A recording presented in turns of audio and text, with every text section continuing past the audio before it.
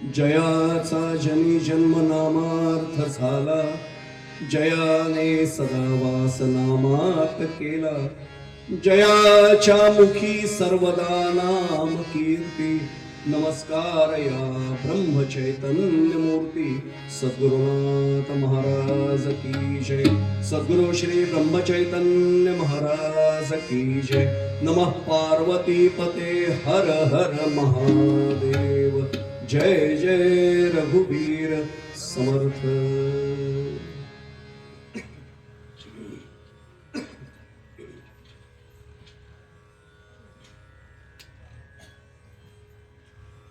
बीड खुर्द, ज्याला बीड जामरूक असंही ओळखलं जातं, इथल्या अत्यंत पवित्र अशा या शिवमंदिराच्या प्रांगणामध्ये आयोजनात आलेली महाशिवरात्रीचा औचित्य साधून आयोजित करण्यात आलेली अशी ही सायंकाळची प्रतिवार्षिक कीर्तन सेवा. यंदाचं हे 27वे वर्ष. माझ्या सद्गुरूंच्या कृपेने, माझ्या परमभाग्याने याही वेळची सेवा माझ्या वाट्याला आली. यासाठी आधी संयोजकांच्या चरणी नतमस्तक होतो. आपण सर्व मायबाप, देवतुल्य मायबाप श्रोते, आपल्या सर्वांचा चरण स्पर्श करतो. माझे उभय साथीदार यांना वंदन करतो. कृतीने शक्य नसेल तरी मनाने भावनेने आपल्या सर्वांच्या चरणी साष्टांग प्रणिपात करतो. प्रत्यक्ष प्रभू रामचंद्रांना, त्यांचंच नाम घेत असलेल्या भगवान श्री शंकरांना आणि माझे सद्गुरू श्री ब्रह्मचैतन्य महाराज यांना प्रार्थना करतो की आजची ही सेवा त्यांनी त्यांच्या चरणी रुजू करून घ्यावी. सज्जनो, दरवर्षी आपण एखादा अभंग चिंतनासाठी जो घेत असतो, यावेळी ज्यांना शांती ब्रह्म एकनाथ महाराज असं आपण संप्रदायामध्ये आवर्जून नमूद करतो, ज्यांचा उल्लेख आवर्जून शांती ब्रह्म म्हणून करतो, अशा शांती ब्रह्म श्री एकनाथ महाराज यांचा 4 चरणांचा हा शिवनामाचं महात्म्य सांगणारा असा हा अभंग, हा चिंतनासाठी, निरूपणासाठी, सेवेसाठी समोर ठेवलाय.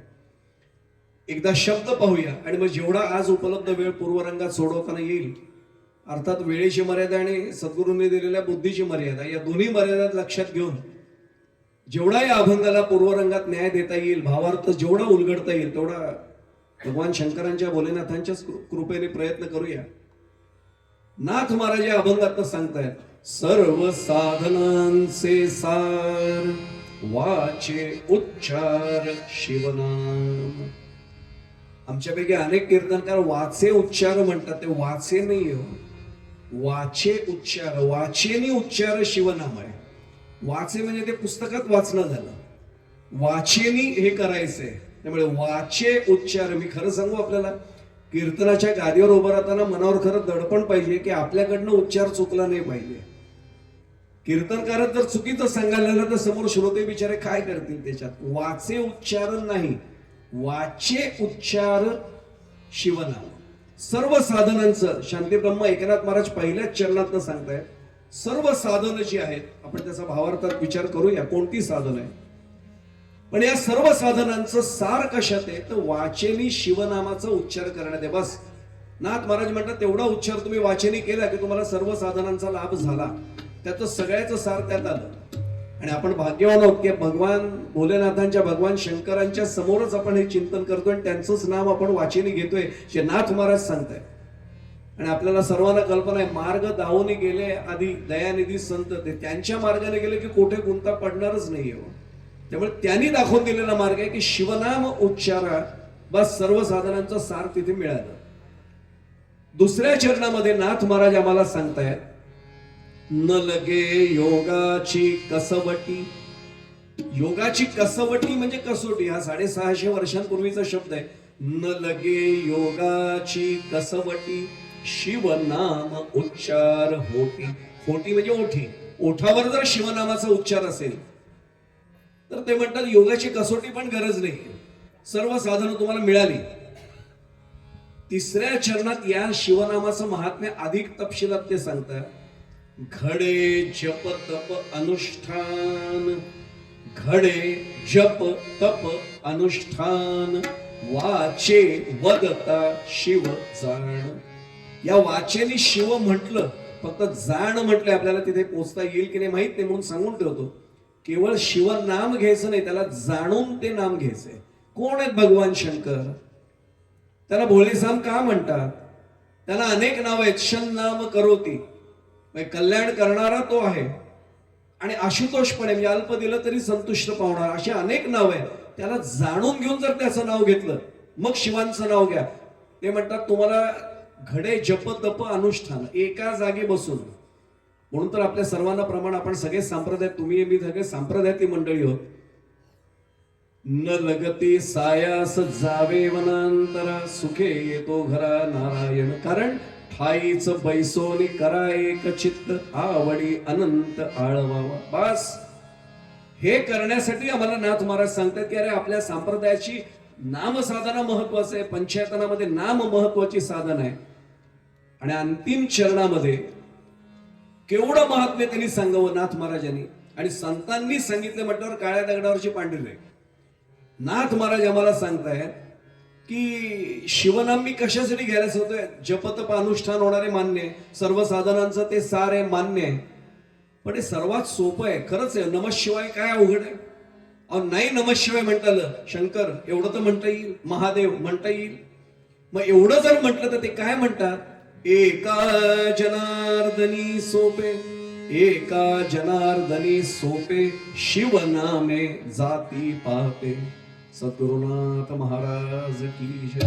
नमः पार्वती पते हर हर महादेव. काय वेगळ्या स्वरूपाचं चिंतन नाथ महाराज आमच्याकडनं घडवून घेत आहेत. भगवंताला भेटण्यासाठी म्हणून आपण काही ना काही धडपड करतोय, हे तर नक्की आहे. आणि खरं सांगू महाराज, आपण खूप भाग्यवान आहोत की आपल्याला आई वडिलांकडनं आणि घरातनं असे संस्कार मिळाले की बाकीचे केवळ वरवर जे दिसतंय सुख, त्या सुखासाठी धडपडत आहेत. आणि आपल्याला सर्वांना आमच्या कीर्तनात वाक्य पाठ झाले, हे धड पडेपर्यंत धडपड चालूच असते सुखासाठी. बरं हे धड पडेपर्यंत ते जरी नीट धड पडेल कुठे खात्री आहे? पण ती धडपड सुरू आहे सुखासाठी. आणि ज्याला सुख म्हणतात त्याची कल्पनाच आम्हाला आलेली नसल्यामुळे आम्ही जीवन व्यर्थ घालवतोय.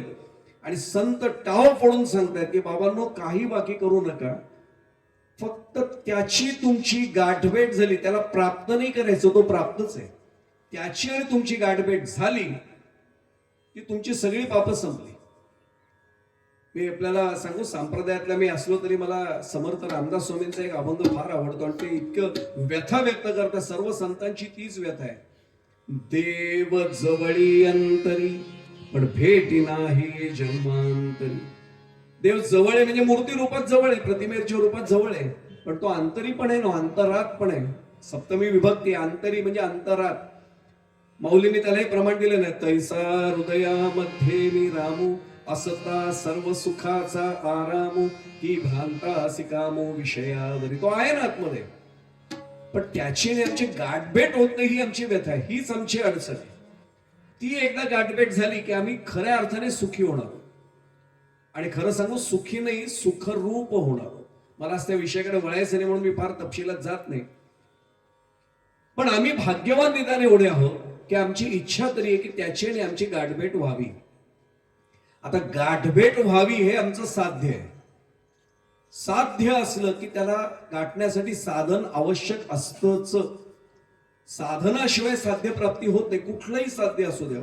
मी शेतकरी आहे, मला चांगलं पीक यावंसं वाटतंय, मला बियाणं चांगलं निवडावं लागेल, मशागत चांगली करावी लागेल, पाऊस चांगला त्यासाठी त्यावर्षी ईश्वराच्या कृपेने पडला पाहिजे, खत वगैरे जे काही द्यायचं ते वेळच्या वेळी झालं पाहिजे, कापणीच्या पर्यंत सगळं वेळापत्रक मी जर पाळू शकलो, उत्तम पीक येईल. पण मी साधना न करता नाही येणार ना, काहीच मी करणार नाही आणि देरेहरी बाजेवरी बसेन, भगवंत कधीच मदत करत नाही. मी प्रयत्न करायला पाहिजे इथपर्यंत खरं आहे. आणि मी प्रयत्न केल्यानंतर त्या प्रयत्नांना यश द्यायचं का नाही हे सगळं त्याच्या हातात आहे. मला दासगणू महाराजांचं फार चिंतन आवडतं या बाबतीत. गजानन विजय ग्रंथ जो आहे, गजानन महाराज शेगावचे, त्यांच्या संदर्भात लिहिलेलं आहे. त्यांनी इतकं चांगलं सांगितलंय, मानवाच्या हातात फक्त नांगर चालवणं आहे, पाऊस पाडणं माणसाच्या हातात देवाने ठेवलंय कुठे? आणि हे खरंच आहे.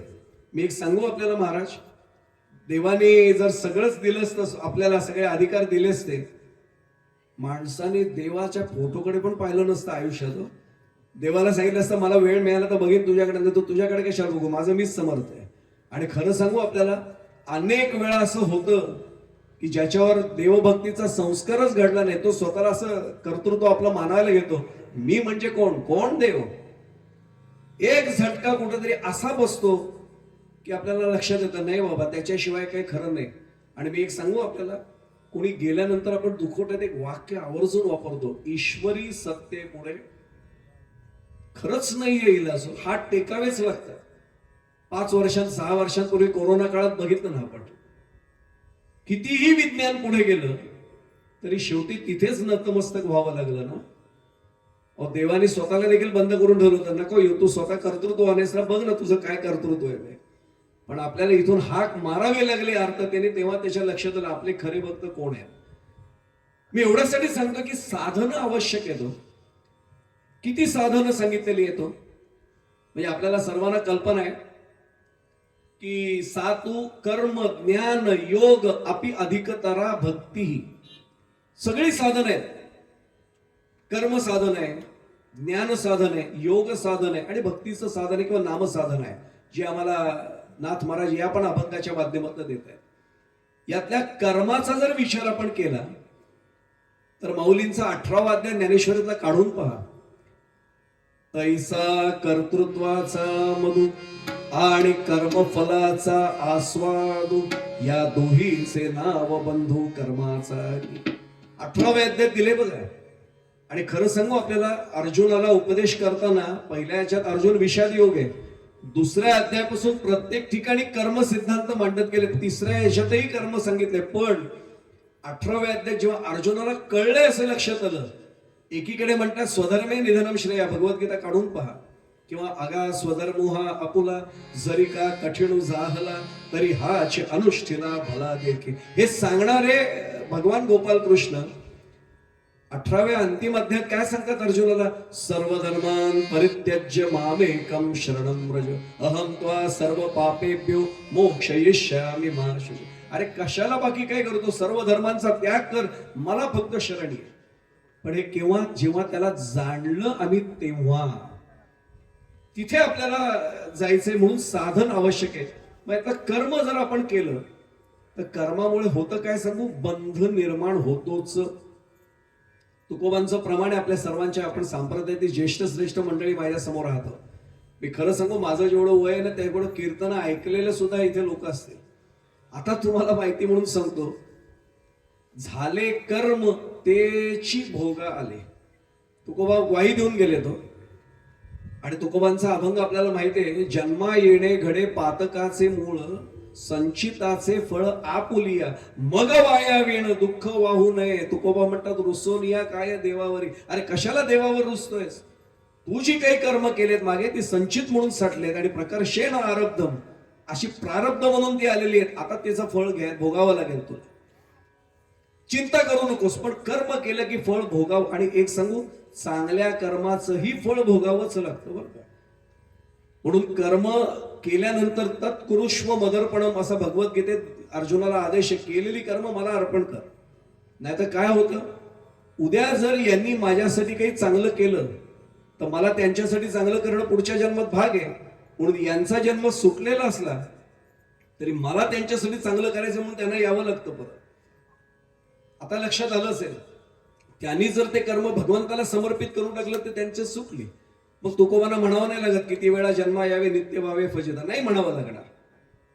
कर्म म्हटले की त्याच्यावर बंधन आलंच, बंध हा आलाच. त्यामुळे कर्म म्हटल्यानंतर हा भाग आला. योग म्हटल्यानंतर बापरे फारच अडचण आहे.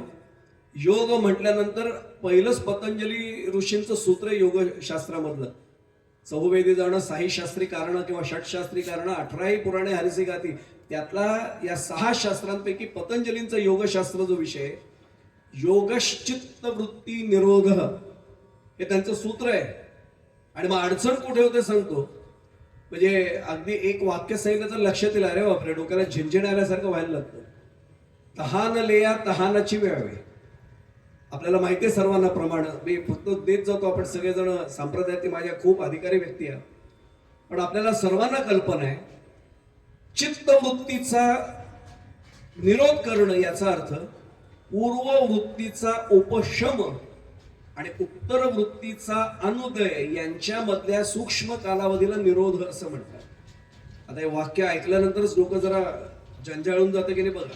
पूर्ववृत्तीचा उपशम आणि उत्तर वृत्तीचा अनुदय यांच्या मधल्या कालाला सूक्ष्म कालावधीला निरोध असं म्हणतात. तो काल वाढवत जाणं हा योग आहे. आम्हाला काय वाटतं, योगासनांच्या मी क्लासला गेलो, मी आता योग शिकलो. अष्टांग येतो, यम, नियम, आसन, प्राणायाम, प्रत्याहार, धारणा, ध्यान आणि समाधी, 8 अंग आहेत. आणि आपण म्हणतो योगासनं मी केली. आसन हे त्यातलं एक अंग आहे फक्त. बरं, त्यातल्या प्रत्येक अंगामध्ये 5-5 उपांग येतो. यम पहिलंच घ्या ना, सत्य, अहिंसा, अस्तेय, अपरिग्रह आणि ब्रह्मचर्य. इथं आवर्जून प्रत्येक वेळी विषय निघाला की सांगतो ब्रह्मचर्याचं कदाचित होईल पालन, पण सत्याचं काय करायचं आठवून पाहूया. आतापर्यंत गेल्या 8 दिवसात मी एकदा तरी सत्य न बोलता असत्य थोडं तरी, भले चांगल्या हेतूने पण बोललोय की नाही. मी काय म्हटलं लक्षात आलं असेल, मी तुकाराम महाराज नाही. फक्त सत्य बोलण्याचं खात्रीपूर्वक उदाहरण म्हणजे एकमेव, मी गादीवर सांगतो एकमेव, म्हणजे आमचे विश्ववंद्य जगद्गुरु संत श्री तुकाराम महाराज. कारण तुका म्हणे सत्य सांगे येवो तर रागे येते. आम्ही नाही होते धाडस आमचं, आम्ही घरात नाही सत्य बोलू शकत. कारण आपल्याला भीती वाटते सत्य बोललं आणि कोणी रागावलं आणि मन त्याचं दुखावलं तर. तुका म्हणे सत्य सांगे येवो तर रागे येते, ते तुकोबांना शोभतं, आम्हाला नाही ना, ते धाडसच नाही ना आमचं. मी तर गमतीत नेहमी सांगतो, फोन आल्यानंतर मी पटकन सांगतो, ए थांबा, मुलाला सांगतो कोणाचा फोन आहे, आता मला वेळ नाही, मी घाईत आहे. त्यांना सांग बाबा फोन चुकून घरी विसरलेत, बाहेर गेलेत, रात्री आल्यावर फोन करायला सांगतो. आता हेतू वाईट होता का? हेतू वाईट नव्हतो, तुम्हाला वेळ नाही म्हणून तुम्ही सांगितलं, पण सत्य बोलणं नाही ना झालं. एक उपांग मी फक्त सांगतोय, अहिंसा. डास बसलाय, असा हात गेला, मी करू नये असं म्हणत नाही बरं का, डास चावू द्यावा अजिबात मी म्हणत नाही.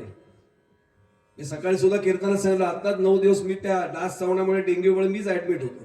डास चावू द्यावा असं नाही, मग डास येणार नाही त्याची व्यवस्था करता येईल ना काहीतरी. रॅकेट घेऊन फटाफटा फटाफटा मारतोय त्याला मी, कुठली अहिंसा आली? किंवा दिसला डास की असंच मी करतोय, रक्त असं काढून हातावरणाचं टाकतोय, कुठली अहिंसा? माझी प्रवृत्ती जर अहिंसेची नाहीये तर माझ्यासाठी योगमार्ग नाहीये. सत्य झालं, अहिंसा झालं, अपरिग्रह, साठा कशाचा करायचा नाही. मी तर गमतीत सांगतो, ग्रामपंचायतीने उद्या नोटीस पाठवावी, जलवाहिनीची म्हणजे पाईपलाईनची दुरुस्ती सुरू आहे, 2 दिवस पाणी पुरवठा होणार नाही. आपण काय करू, तुम्ही कराल की नाही माहिती, मी काय करतो ते सांगतो. मी अपरिग्रहावर बोलतोय तरी सांगतो. पाणी पिण्याचं फुलपात्र असतं ना, त्याच्या सगळं वाट्या बेट्या मी सगळं भरून ठेवतो घरात. 2 दिवस काय 3 दिवस नाही पाण्याला तर भरून ठेवा बाबा. आता चुकीचं आहे का? नाहीये, आपल्याला पाण्याची व्यवस्था करायलाच पाहिजे, पण मी परिग्रह करतोय ना. अपरिग्रह कोण करतोय? फक्त संन्यस्त वृत्तीने वागणारा करत नाही. आम्ही सदैव सोडके चोर आम्हा भीतो दाके, या तुकोबांना हे शोभतं, संन्यस्त वृत्ती आहे. हे वरती पांढरा वेश होता, पण वृत्ती संन्यस्त होती, असे फक्त तुकोबा आहेत. मी काय म्हटलं आपल्या सहज लक्षात आलं असेल, अपरिग्रह झालं. अस्तेय म्हणजे चोरी सांगितलेली आहे. आता चोरी म्हणजे तुम्ही आणि आम्ही प्रत्यक्ष चोरी करणं शक्य नाही, आणि केली तर आपल्याला शितोळे साहेबांसारखे पोलीस अधिकारी आहेत आपल्याकडे अजून शिल्लक, ताबडतोब हातात बेड्या टाकतील आणि घेऊन जातील. चोरी म्हणजे तशी चोरी नाही हो. पण मी समजा, मी नेहमी गमतीत सांगतो, मी प्रदीप भाऊंकडे आलो, एक फ्लॉवर पॉट बघितला आणि त्याला समजलं छान आहे, हा दिसत नाही कुठे बाजारात. 60 वर्षांपूर्वी आमच्या वडिलांनी आणलं होतं. ते गेले होते ना लखनौला, तिकडनं इकडे नाही हो, इकडे मिळत नाही कुठे, मुंबई पुण्यात कुठे पण बघा मिळत नाही. आणि सहज माझ्या मनात आलं, प्रदीप भाऊंच्या जर मनात आलं, अरे महाराज आलेत आपल्या घरी पहिल्यांदाच, देऊया का यांना, हे माझ्या मनात आलं बरं का, की यांच्या मनात असं आलं तर चोरी झाली ती, ते पण अस्तेय झालं, कारण मी मनाने चोरला ना तो फ्लॉवर पॉट. इतकं सूक्ष्म त्याच्यात चिंतन आहे. सांगा कुठलं अस्तेय मी केलं? सत्य नाही, अपरिग्रह नाही, अस्तेय नाही. ब्रह्मचर्याबद्दल मी काही बोलतच नाही. अहिंसा तर मी मगाशीच सांगितलं, आणि म्हणूनच आम्हाला माऊली सावध करतायत, योग याग विधी येणे नोहेसे, योग याग विधी येणे नोहेसे, वायाची उपाधी दंपधर, वायाची उपाधी दंपधर, वायाची उपाधी माऊली म्हणतात, योग याग विधी येणे नोहे सिद्धी, वायाची उपाधी दंभ धर्म. हे सगळं ऐकल्यावर लक्षात येतं की माझ्यासाठी योग साधन उपयुक्त नाही. योग साधन श्रेष्ठच आहे बरं, पण तो माझा अधिकार नसेल तर माझ्यासाठी ते उपयोगी नाहीये ना. ज्ञानराज माझी योग्यांची माऊली, यांना शोभत ते. शेगावचे गजानन महाराज, अक्कलकोटचे स्वामी समर्थ, हे अवलिया बाबा आहेत, ते सगळे योगी येतो. माझी कुठली योग्यता आहे ती? आणि म्हणून आमच्यासाठी खरं भक्ती मार्ग दिलाय. असोनी संसारे जिव्हे वेगू करी, वेद शास्त्र उभारे पायास. अरे संसारामध्ये आहेस ना, हरकत नाही, प्रपंचात आहेस, जिव्हेला फक्त वेग दे आणि नामस्मरण कर. आम्हाला नाथ महाराज हेच तर सांगतायत, सर्व साधनांचं सार का म्हटलंय? आमच्यासाठी योग मार्ग उपयोगी नाही, आमच्यासाठी कर्म मार्ग उपयोगी नाही, मग ज्ञान मार्ग माझ्यासारख्याला किती संस्कृत आहे इथपासून प्रश्न आहे. एक सांगू आपल्याला, एक वेद गुरुग्रही राहून शिकायचा वेळ प्रयत्न केला तर किमान 12 वर्ष जातात. एक वेद, ऋग्वेदासाठी 12 वर्ष. आता मला सांगा, 4 वेद म्हणायला सोपं आहे, 4 वेद जाण. एक सांगू, आम्ही इतके मूर्ख होत, म्हणजे त्यावेळी 450 वर्षांपूर्वी कर्णुक सर आमच्या तुकोबांबद्दल एकाने शंका घेतली होती, यांना संस्कृत येतं का, यांना वेद माहिती आहेत का? अरे पंचम वेद म्हणतात त्यांच्या गाथ्याला, माहिती आपल्या सर्वांना. आणि हे भावनेच्या भरात नाही मी म्हणत आहे, खरंच पंचम वेद आहे. आणि तुकोबांनी उत्तर पण दिलेले हो, वेद अनंत बोलिला, अर्थ इथुलाची साधिला, विठोबासी शरण जावे निजनिष्ठे नाम द्या. बस, याच्यापेक्षा काय वेद वेगळं सांगणार आहे? किती अनंत बोलवले वेद, आम्ही अर्थ एवढा सांगतो. सर्वात सोपं साधन आमच्यासाठी दिले. नाही ज्ञानमार्गाची अडचण आहे, आम्हाला हरकत नाही म्हटले. त्याच्या पुढचा विचार सांगू, आपण सगळे जाणकार म्हणून चिंतन मांडलो. प्रत्येक साधनाची फलश्रुती दिलेली आहे. कर्मामुळे चित्त शुद्धी होते, अंतःकरण शुद्धी होते, खरं आहे. पण अंतःकरण शुद्ध झाल्यानंतर तो भगवंत दिसतोय, पण चालायला मलाच लागतं. मी काय म्हटलं लक्षात आलं असेल, अंतःकरण शुद्धी होईल कर्ममार्गाने. ज्ञानाने कैवल्य प्राप्ती म्हणजे थेट मोक्षच मिळतोय, आणि खरंच मिळतो. पण आम्हाला एवढा लांबचा मार्ग हवाय कशाला? तुकोबांनी त्याचंही प्रमाण दिलंय, मुखी नाम हाती मोक्ष ऐसी साक्ष बहुतांची. बस कशाला पाहिजे म्हणले ज्ञानाचा मार्ग? कैवल्य पाहिजे ना, मग मुखी नाम घेत फक्त बस, हाती मोक्ष तयार आहे. कर्माचं आपण पाहिलं, योगामुळे ज्याला आपण काय म्हणू, चित्तवृत्तीचा निरोध होतो आणि तुम्ही भगवंताला भेटायला तयार होतात, पण भेट तुम्हालाच घ्यावी लागते. भक्ती मार्गाचं वैशिष्ट्य मात्र असं आहे, थेट भगवंताची भेट आहे. म्हणून तर आमचे गोंदवलेकर महाराज शेतोळे साहेब, आपल्याला कल्पना आहे, इतकी ग्वाही देऊन सांगतात, अरे तुमचा हात तुम्ही माझ्या हातात द्या, मी तो थेट प्रभू रामचंद्रांच्या हातात देईल. याच्यापेक्षा सोपा मार्ग कुठला पाहिजे हो? आणि म्हणून सर्व साधनांचा जर सार कुठला असेल ना, तर हे सर्व साधनांचं सार जे ते हेच आहे, वाचे उच्चार शिवनाम. फक्त वाचेने उच्चार करा.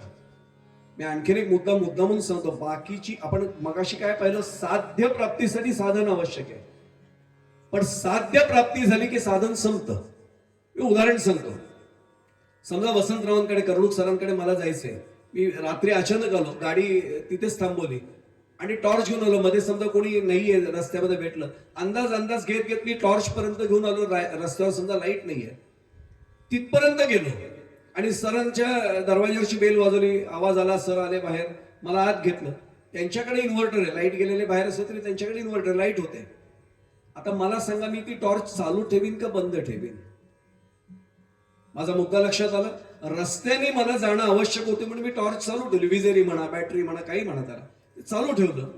दिसला रस्ता, त्यांचं घर दिसलं, तिथपर्यंत गेलो. आता घरात गेल्यावर त्यांच्याकडे लख्ख प्रकाश आहे. आता मी जर टॉर्च चालू ठेवली, सर एवढंच म्हणतील, बरं होतं बुवा कालपर्यंत, आज काय कीर्तनाच्या गादीवर उभं राहतात, एवढं लख्ख प्रकाश आहे तरी टॉर्च चालू ठेवून बसले. फार ते एकदा सांगतील, सर टॉर्च नाही असू द्या, लाईट गेलेत ना. ते हसतील, ते म्हणतात लाईट गेले तर आतमध्ये आहे ना प्रकाश, इथे कशाला पाहिजे? म्हणजे इथपर्यंत साध्य प्राप्ती झाली की साधन संपलं ना. मी काय म्हटलं लक्षात आलं असेल, मी मोटारीने समजा एखाद्या देवळापर्यंत गेलो, देवळात मला मोटार नेऊ द्या, नाही ना म्हणणार मी. तिथपर्यंत नेणं हे त्या कारचं काम आहे. मला आता पुढे मलाच चालत जायचंय. आता साधनांची आता मर्यादा लक्षात आली असेल. भक्ती मार्ग असा नाही, भक्ती मार्गात थेट भगवंताची भेट आहे. आणि भगवंताची भेट झाल्यावर साधन संपतं का? त्याचंही आमच्या गोंदवलेकर महाराजांनी छान उत्तर दिले. महाराज असताना एका भक्ताने त्यांना प्रश्न विचारला, शिष्याने प्रश्न विचारला, महाराज रामाची भेट झाली आणि होईल म्हणजे तुम्ही ज्या अर्थी म्हणताय त्या अर्थी नक्की होईल, मग रामाची भेट झाल्यावर श्रीराम जय जयराम सुरू ठेवायचं का बंद करायचं? महाराज हसले होते. महाराज म्हटले, एक तर तुला हा प्रश्न आत्ता पडलाय कारण अजून तुला राम भेटले नाहीये, पण जेव्हा रामांची भेट तुझी होईल तुम्हाला विचारायलाही येणार नाही, आधी घेत होता त्याच्या दुप्पट वेगाने नाम घेशील, कारण तो आनंद तुझा वेगळा वाढलेला असेल. म्हणजे साधन साध्य प्राप्तीनंतर सुद्धा भक्ती मार्गाचं किंवा नामसाधनेचं संपत नाही, हे त्याचं वैशिष्ट्य आहे. आणखीन एक वैशिष्ट्य सांगतो, म्हणजे सर्व साधनांचे सार असं नाथ महाराज का म्हणाले कळेल. आपण वारकरी बंधू भगिनी आहात, फडावरचं कीर्तन ज्यांनी एकदा तरी ऐकलं त्यांच्या मी काय म्हणतो ते लक्षात येईल. आणि फडावरचं कीर्तन म्हणजे सर तो घरी न कळणारा असा अनुभव आहे. घरी खुर्चीवर सुद्धा मी असं झटकून बसतो, मातीने ना धूळ ना, तिथे खाली बसताना असं किंता नाही की नाही बघत नाही आपण. तो धर्मदंड असा की एक तर सगळे शांत, म्हणजे पिन ड्रॉप सायलेन्स हल्लीच्या परिभाषेत. लाखो लोक असले तरी शांतता येते की नाही बघा. मी खरं सांगू तुम्हाला, अशी वारीची पद्धत ना संसदेत आणि विधिमंडळात खरी सुरू व्हायला पाहिजे. मी जाहीरपणाने सांगतो व्यासपीठावर, तिथे कोणी कोणाचं ऐकतच नाही हो. त्याला वारीला आणलं पाहिजे. एक वर्ष तरी वारीला चाला म्हणा. आमच्याकडे काय अनुशासने कळेल. हैबत बाबा अरफळपरांनी ती लावलेली पद्धत आहे, शिस्त आहे. सगळे लाखो लोक असू द्यात, एका क्षणात शांत बसा कधी सांगायला लागत नाही. नुसता धर्मदंड असा केला, सगळे जण एका क्षणात गप्प. मी काय म्हटलं आपल्या लक्षात आलं असेल, या फडावरचं कीर्तन ऐकताना, आणि मला नेहमी हसू येतं बरं का प्रदीप भाऊ, जो नवीन वारीला कोणाला न्यायचं असेल ना, तो 10 वेळा प्रश्न काय विचारतो, तंबूत उतरायचं असतं का खोल्या असतात? पहिला प्रश्न. दुसरा प्रश्न हल्ली आमका शितोळे साहेब येतो, नाही जरा शुगरचा प्रॉब्लेम आहे, डायबिटीस आहे, तिथे चपाती भाकरी काही मिळतं का भातच खायला लागतो? 2 दिवस प्रश्न विचारले जातात. नंतर तो इतका आपल्यामध्ये मिसळून जातो, पुढच्या वर्षी त्याचा आपण फोन येतो, प्रस्थान कधी आहे? मी काय म्हटलं लक्षात आलं असेल आपल्या. पहिल्यांदा फक्त प्रश्न येतो, म्हणून मोटके निमिष बरी किंवा निमिष मोटके असं म्हणतो ना, त्याचं कारण ते येणे सोसे मन झाले हा बरी परत माघारी येत नाही. मी ते नेहमी सांगतो, पंढरपूरला जाताना एकदा विचार करा.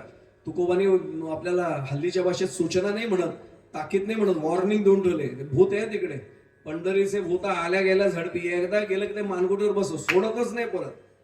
माणूस नुसतं कोणी म्हटलं ना पंढरपूरला येता का, लगेच टणकण उडी मारून जातो, येतो ना, आहे का जागा? कोण नाही म्हणेल मला सांगा ना पंढरपूरला येतो का म्हटल्यानंतर? मूर्ख असेल तरच तो नाही म्हणेल. मी एवढ्यासाठी सांगतोय की फडावरचं कीर्तन, त्याच्यात वास्कर फडावर सांगितलेला हा दृष्टांत आहे. आपला विषय काय चालला पुन्हा आठवण करून देतो.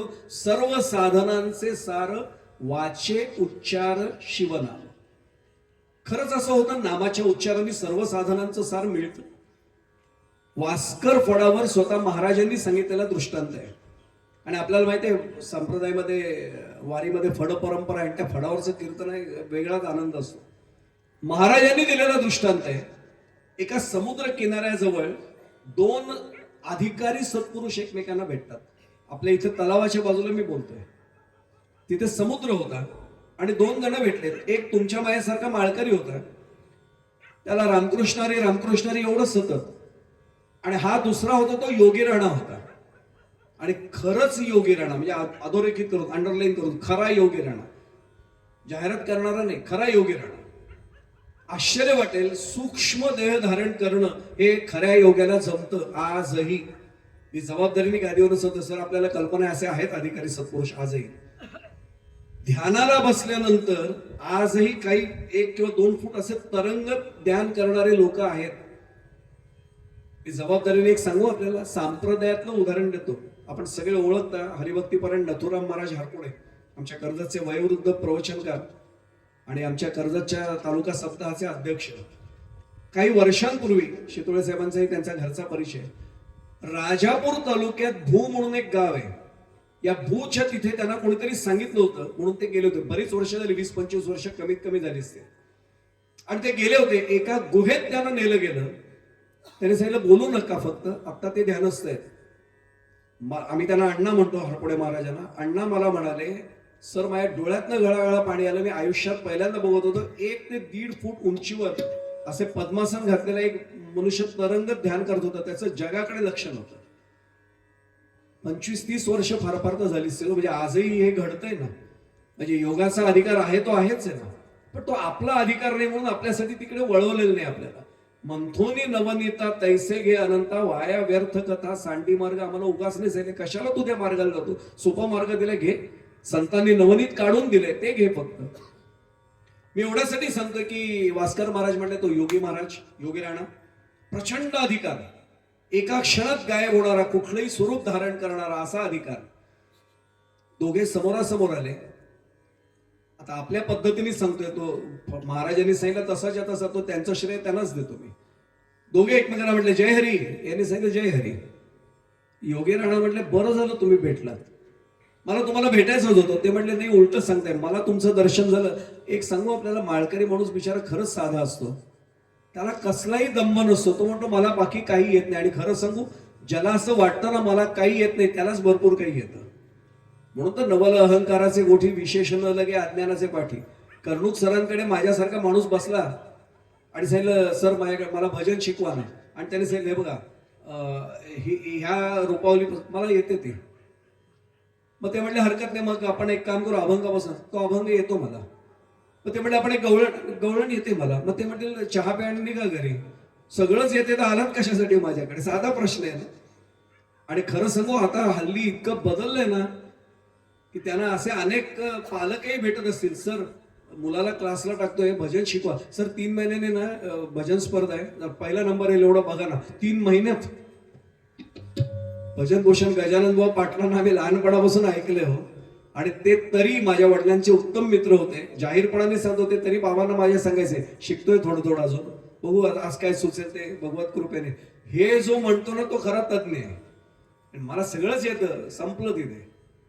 मला सगळं येतं म्हटलं की तिथे सगळा पूर्णविरामच आला. यांनी सांगितलं जय हरी.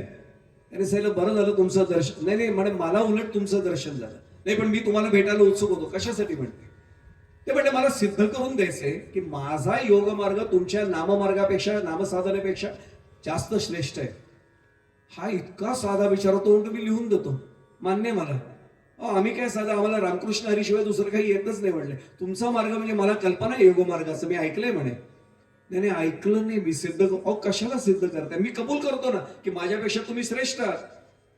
तो म्हटला नाही हे सिद्धच करायचं. तो म्हटलं काय करू, मला काही येतच नाही, मला फक्त रामकृष्ण हरी म्हणाल सांगा, मी आत्ता म्हणतो. नाही म्हटलं असं कसं सिद्ध करून देणार. ते म्हटले काय करणार. मी पुन्हा सांगतो ना, दृष्टांत माझा नाही, या वास्करपणावरचा वास्कर महाराजांचा दृष्टांत. काय त्यांनी सांगितलं असेल, समोर समुद्र आहे. हो म्हटले. ते म्हणले मी आत जाणार, मी गायब होणार, तुम्ही आत यायचं आणि मला शोधून दाखवायचं. तुम्ही म्हटले बाबा मी आत्ताच पाय धरतो, मी नदीत पण उतरत नाही, मला पाण्याची भीती आहे म्हटले. हा तर समुद्र आहे आणि लाटा येतो, ते भरतीची वेळ होते. मी सांगितलं तसं करायचं. अहो म्हटलं मी लिहूनच देतो, मग आता शरण वाळूवर लिहून देऊ, कागदावर लिहून देऊ, का हातावर लिहून देऊ, कशावर लिहून देऊ सांग. नाही जमणार म्हटले मला, असं जमणार नाही म्हटले. मी चाललो आणि गेला हो माणूस हट्टाने. यांनी भगवंताकडे पाहिलं आणि एवढंच म्हटलं देवा तुझं नाव घेतोय, हे पाप केलं का. आज मी अडचणीत कशामुळे, मला का त्याने आव्हान दिलं. मी रामकृष्ण हरी म्हणतोय म्हणून, म्हणजे मी तुझं नाव घेतो म्हणून मी अडचणीत आलो. याच्या पुढे लोक घेणार नाहीत तुझं नाव असं अडचणीत आलं तर. लाज रखो मोरी, आता काय करायचं तर तू बघ. आणि अक्षरशः ओढला गेल्यासारखा, भास्कर महाराज सांगायचे ओढला गेल्यासारखा समुद्रात गेला. त्याला काही कळत नव्हतं. खाली वाकला, हाताला मासा लागला आणि उचलला. योगी प्रगट, त्याचा हात धरून घेऊन आला बाहेर. काय सांगता म्हणे, फसवता का मला, काही येत नाही म्हणता. पहिलं मलाच कसं काय उचललं. आता माझ्यासारखा काय म्हटलं असता, नामधारक आहे काय, नामाची महती, साधनेची महती, संपलोच तो तिथेच. पण तो खरा नामधारक होता, खरा माळकरी होता. तो हात जोडून सांगतो खरं सांगू महाराज, काय घडलं ते मला नाही सांगता येणार, ती त्याची कृपा आहे. त्यांनी मला आत नेलं, त्यांनी माझा हात खाली नेला, त्यांनी मला तुमचाशी स्पर्श करून दिला. तुम्हीच लागलात त्याला, मी काय करू म्हणले, मला काही माहित नाही येत नाही. देव खुश झाला की खरं बोलतोय. ते म्हणले आता तुमची वेळ, आता तुम्ही आत जा. अहो मी कसा आता आत गेलो माहित नाही, आता नका पुन्हा आत जायला लावू. सांगतो म्हणे जायचं, आणि तरी ढकललं त्याला शकतो. हा पुन्हा जाता जाता रामकृष्ण देवा अरे काय चालवलंय माझं आज, मारणार आहेस का, समाधी आहे का, जलसमाधी तर जलसमाधी. आणि हा पुढे पुढे पुढे पुढे गेला आणि हा आला मागणं. आजच्या परिभाषेत भास्कर महाराज सांगतात 2.5 तास गेले, शोधण्याचा प्रयत्न केला, सापडलाच नाही. शेवटी हरला, हा काठावर गेला आणि म्हटलं, महाराज हरलो, कोण आहात तुम्ही, या बाहेर. हा प्रकट, यांनी साष्टांग दंडवतच घातलं. काय फसवताय, येत नाही येत नाही सांगितलं. मला पहिल्या फटक्यात शोधलं, मी 2.5 तास शोधतोय, मला सापडलं नाही. तरी त्यांनी ते सहिलं. मला काय ह्यातलं समजत नाही म्हटले. त्याचं नाव घेतो, त्यांनी सांभाळलं. अरे त्यांनी सांभाळलं वगैरे नंतरची गोष्ट आहे. पाण्यात होतात, मी सगळे प्राणी उचलून पाहिले, काही टन वजनाचा देवमासा पण सोडला नाही, समुद्र सर्प सोडलं नाही, कासव सोडलं नाही, सगळ्या प्रकारचे मासे, शार्क मासे सगळे उचलले, सापडलं नाही. होतात कुठे, कोण झाला होता पाण्यातून. त्याचं उत्तर ऐकलं की सर्व साधनांचे सार आपोआप कळेल. त्याने सांगितलं, मी काहीच नाही केलं, त्यांनी केलं. अरे काय केलं पण तुम्हाला. मी त्याचं नाव घेत घेत गेलो, मी पाण्यात गेलो आणि त्याने मला पाणीच करून टाकलं. ज्याला समजायचं त्यांना कळलं, पाण्यातून पाणी होणं याला एकरूपता म्हणतात. जे माऊलीने 15व्या अध्यायात 320 क्रमांकाच्या ओळीत म्हटलंय, देवी मजसी एकवट, जे झाले ज्ञाने चोखट, तया पुनरावृत्तीची वाट मोडली. बस देवी मजसी एकवट. किंवा का लवणाची कुंजरी, सुगलिया लवण सागरी, हो यचिना माघारी परत जैसी. बस असंच करून टाकलं. आता मला सांगा, ही सायुज्यता मुक्ती झाली हो थेट त्याच्याशी. मी पूजा करताना सुद्धा मला काय जाणवत राहतं, तो पांडुरंग आहे, ती पांडुरंगाची मूर्ती आहे, ती पांडुरंगाची प्रतिमा आहे. कधी मला अजून अनुभव आला का, तू देव मी भक्त ऐसे करी, नाही येत अनुभव. किंवा आपल्याला तुकोबांचं प्रमाण माहितीये, अद्वैती तो माझे नाही समाधान, गोड हे चरण सेवा तुझी. 3रं चरण काढून पहा, देव भक्तपण सुखाचा सोहळा, ठेवणी निराळा धावी मज. बस मला वेगळं कर. मला अजून नाही ना ती अनुभूती येते, कारण मी देवासमोर राहून सुद्धा मी वेगळा आहे हे मला जाणवत राहतं. आणि फक्त साधन एवढंच वापरा. नाथ महाराज म्हणतात, सर्व साधनांचे सार वाचे उच्चार शिवनाम. उरलेल्या 2-3 चरणांचा धावता आढावा घेतो अगदी 2 मिनिटात आणि पूर्वरंग आटोपता घेऊ, म्हणजे आख्यानाकडे जाता येईल. त्यांनी लगेच सांगितलं की अरे योगाची कसोटी कुठली घेताय. न लगे योगाची कसोटी, शिवनाम उच्चार होती. घडे जप तप अनुष्ठान. अनुष्ठानाला बसण्यासाठी काय काय तयारी करायला लागते, ज्यांना माहिती आहे दत्त संप्रदायातलं कोणी असेल त्यांना कळेल. गुरुचरित्राच्या पारायणासाठी नियम येतो, आम्ही ते पाळत नाही, केवळ सोडून द्या. खरं सांगायचं तर महाशिवरात्र किंवा एकादशीला सुद्धा आपण माळकरी आहोत, प्रत्येक एकादशी, पण मी तरी कबूल करतो, मी एकादशीला फराळ करतो. पण काढून पहा तुकोबांची गाथा, न सेवावे अन्न म्हटले हो, म्हणजे साबुदाण्याची खिचडी पण चालत नाही. आता खरं सांगू, आम्ही काहीच पाळत नाही. आमच्यासाठी तर एवढे बंधन आहेत. कर्णूक सर आम्हाला त्यांनी सांगितलंय, जेथे करावे कीर्तन तेथे न सेवावे अन्न. पण आम्ही चहा दूध तरी पितोच जाऊन. देती घेती नरका जाते, तरी आम्ही आधी ठरवतो पाकिटात किती देणार आहात मग येतो. मी काय म्हटलं लक्षात आलं असेल, आम्ही तुकोबांचं काय ऐकतोय, तर त्यांच्या कीर्तनात पांडुरंग नाचायला येतो नामदेव महाराजांच्या, कारण ते पांडुरंगासाठीच कीर्तन आहे. आता कळलं असेल मी फरक, आमचं इथल्यासाठीच कीर्तन आहे, त्याला काय करणार. आम्ही तर शितोळे साहेब सांगतो, आमच्या कीर्तनात पांडुरंग नावाचा श्रोता आला तरी आम्हाला खूप आनंद आहे. नावाचा श्रोता तरी आलाय बाबा, कोण आमच्या कीर्तनात पांडुरंग नाचणार आहे. याचं कारण आहे की आमचा उद्देश आणि त्यांचा उद्देश मुळातच वेगळा आहे. मी एवढ्यासाठी सांगतोय की हे घडे जप तप अनुष्ठान कशासाठी, वाचे वदता शिव जाण. मला वेळ नाही आज, फक्त एवढंच सांगतो, शिव नाम नुसतं नाही घ्यायचं, त्याला जाणून त्याचं नाम घ्यायचं. कोण आहे शिवतत्व, हे कुठे कुठे भरलेलं आहे. आणि एक सांगू, शिवतत्व हे फक्त त्या शिवलिंगात आहे असं समजू नका. शिवतत्व या चराचर सृष्टीत व्यापून आहे. मला ते ओळखता येत नाही, तिथपर्यंत मी आणि भगवान शंकर लांब. जाण म्हटलेलं आहे, म्हणून तर चहू वेदी जाण म्हटले, कारण विद म्हणजे जाणणे, त्यामुळे वेद जाणणे म्हटले. साही शास्त्री किंवा षटशास्त्री कारण म्हटले, आणि 18ही पुराणे हरिसी गाती म्हटले, कारण त्यांचं काम हरीचं स्तवन करण्याचं आहे. म्हणून प्रत्येकाला शब्द मौलींनी वेगळा वापरलाय. आम्ही हरिपाठ पाठ आहे सगळ्यांचा, पण काही वेळा अर्थही लाव. मी तर काही वेळा नेहमी सांगतो की अतिपरिचयात वज्ञ होतं आमचं. हा माहिती आहे तो अभंग. अरे माहिती पण त्याचा अर्थ समजून घेऊया ना कधीतरी. मी काय म्हटलं आपल्या लक्षात आलं असेल. खरं तर कधीतरी योग कर्णुक सर मी भगवान शंकरांना प्रार्थना करतो असा यावा की आपल्यासारख्या महान कलाकारांनी अभंग गावा आणि मला अगदी 2 मिनिटाचं का होईना त्याचं निरूपण तुमच्या समोर तुमच्या उपस्थितीत करता यावं आणि तुम्ही त्याचं गायन त्या अभंगाचं करावं. कधी योग आला तर मी खरंच भाग्यवान असेल, कारण त्यांचं गायन काय आपल्याला सर्वांना माहिती आहे.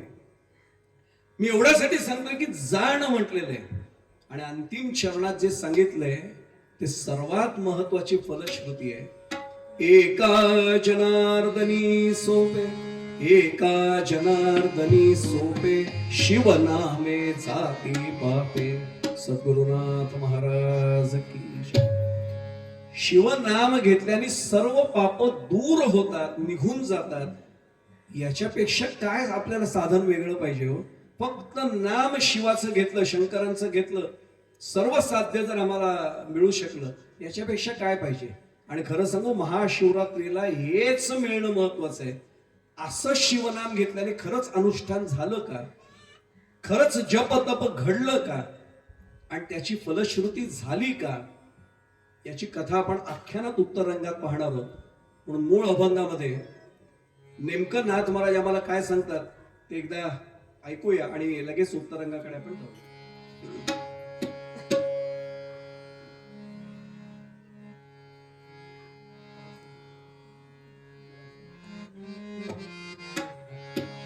सर्व साधनांचे सार, सर्व साधनांचे सार, वाचे उच्चार शिवनाम. सर्व साधनांचे सार, वाचे उच्चार शिवनाम.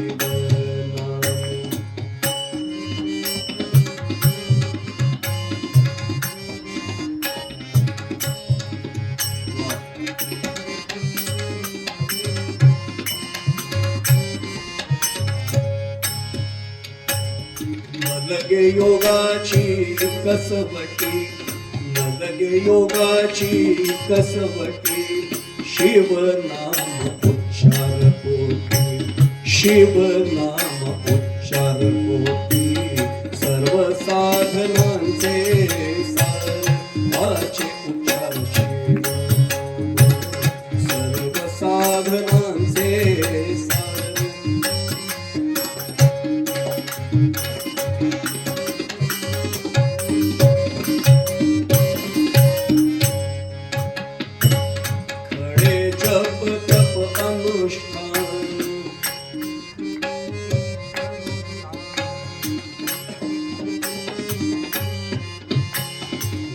जप तप अनुष्ठान, वाचे वदता शिव जाण, वाचे वदता शिव जाण. सर्व साधनांचे सार, वाचे वदता शिव.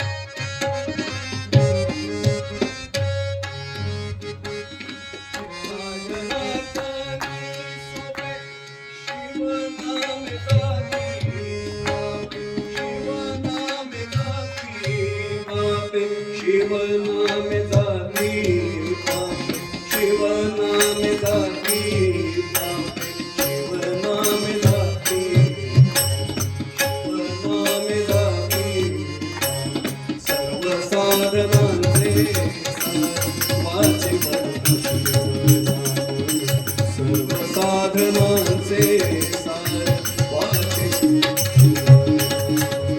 वाचे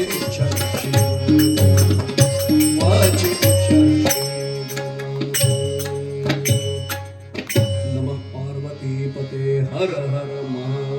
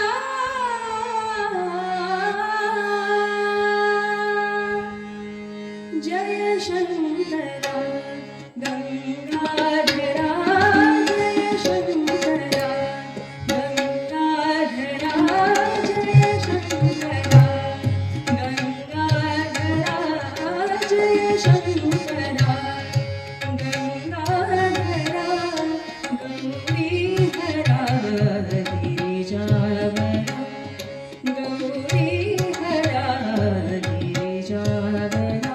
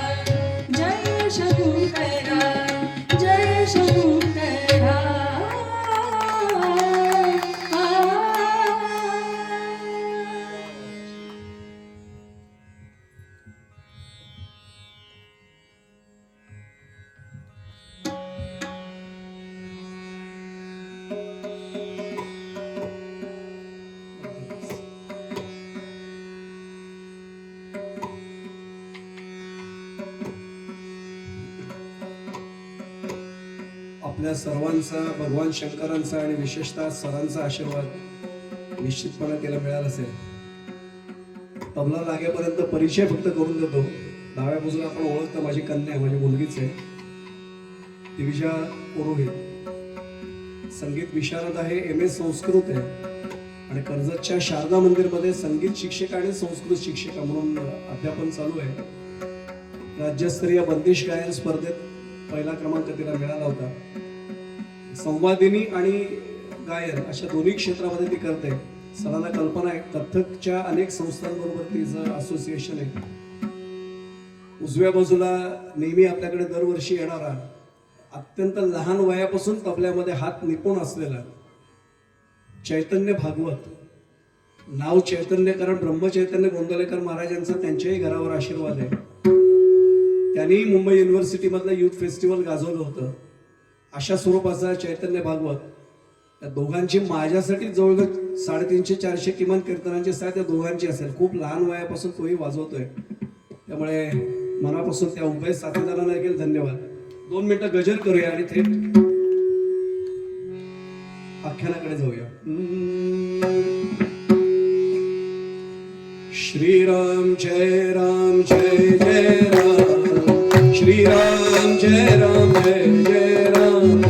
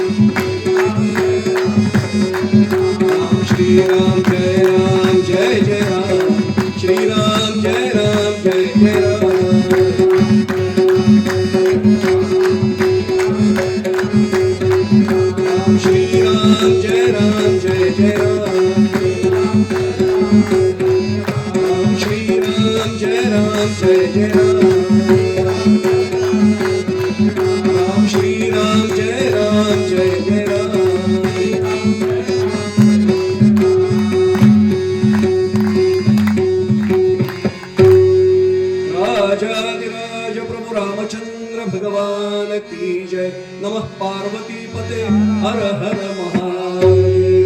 जय जय रघुवीर.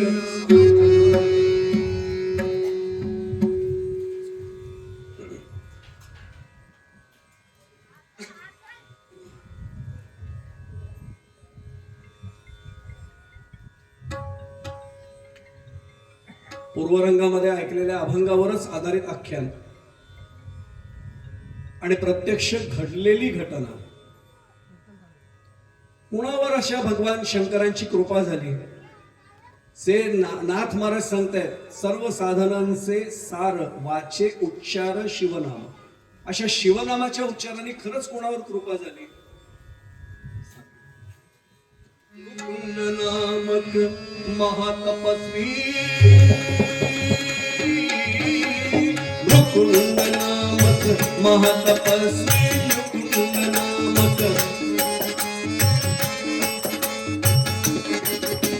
मुकुंद नामक महातपस्वी, मुनिवर सत्पथगामी, मुनिवर सत्पथगामी, मुनिवर सत्पथगामी.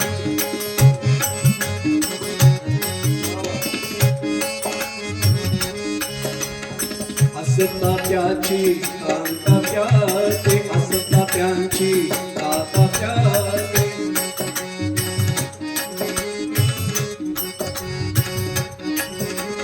पार्वी निज सुख धामी, संताना विण चिणे हो मज हे संताना विण. रुपंड नामक अत्यंत तपस्वी असे मुनी होते. आता मुनी म्हटल्यानंतर सगळं वर्णन त्यांना आलं आपोआप. स्वतःच ऋषिकुलही होत, महान ऋषी,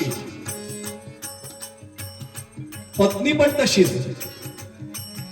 पण एक दिवशी पत्नी त्यांना आपली व्यथा व्यक्त करून सांगते, संतान नाही हो आपल्या, अपत्य नाहीये, कन्या नाही, पुत्र नाही, आणि मला हे सगळं जग शून्यवत वाटतंय.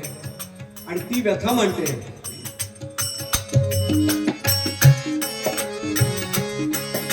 संताना विण जिणे हो मज हे भासे व्यंत पसार. संताना विण जिणे हे मज हो भासे संत पसार.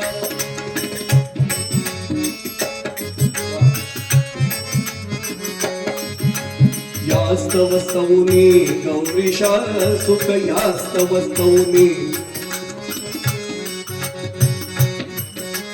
यास्तव स्तौनी गौरीशा सुख यास्तव स्तौनी गौरीशा सुख.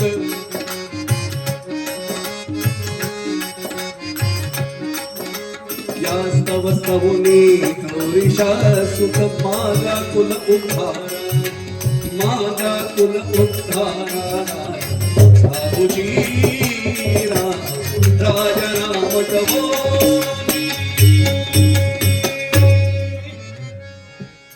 पत्नी सांगते, सगळं काही छान चाललंय, संतान नाही हो.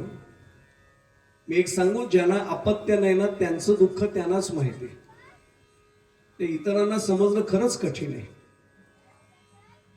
आणि पुरुषाला एक वेळ तेवढं नाही टोचत, तो आपला मन कशात तरी रमवतो.